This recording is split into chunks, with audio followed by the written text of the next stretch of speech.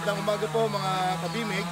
Nandito po kami ngayon sa farm ni Sir Martin Dimakulangan ng Arthur Game Farm. Ito pong batches na to. Ito po yung first trial namin ng BMEG Integra 1000 at BMEG Integra 2000. Ito pong batches na to ay born ng March 20 at March 17. Makikita po ninyo kung gaano ka-healthy. Uniform ang size nila. Wala kang makikitang bansot. Wala kang mahinang katawan. Ito po ay patunay na ang BMEG ay masasabi kong magandang pundasyon para sa ating mga palahi.